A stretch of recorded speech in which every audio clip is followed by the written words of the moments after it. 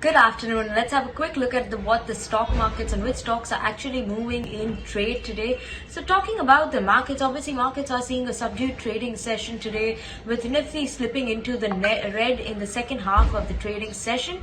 Let's have a quick look at which stocks are buzzing and which stocks are losing in trade. So starting with SpiceJet as well as Indigo, that's Interglobe Aviation.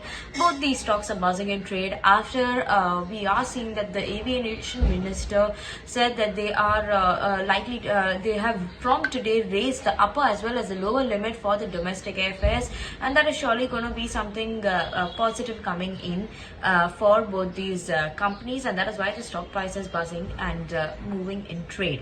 Moving on to ITC, down as much as 3 to 4% in trade after the numbers came in line with the estimates. There was nothing of a great positive surprise coming in from the street. Quite a in-line set of numbers.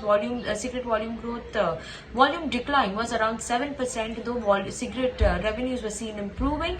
But all in all, nothing exciting coming in for the street, and that is why a bit of a lull coming in on the stock.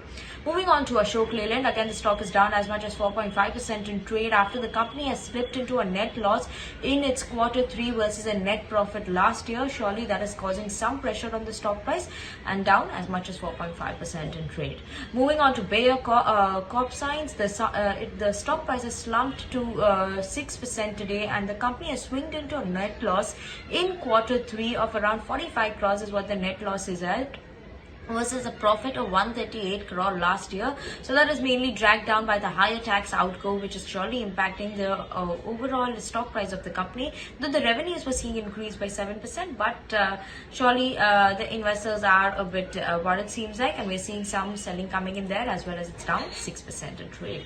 Moving on to Gujarat Pipavav, the stock has declined as much as 2% in trade after the quarter 3 numbers. Profit fell by around 56% on a year-on-year basis, and obviously the revenues also of the company were a tad bit higher only, so marginally higher, not much of a difference. So some pressure coming in on Gujarat Pipavav.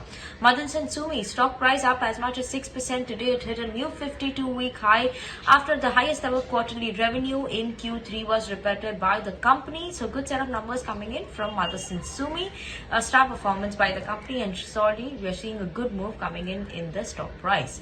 Bharat Forge, on the other hand, we are seeing that the stock price has fallen as much as 1.5% in trade after an inline set of numbers posted by the company in quarter 3.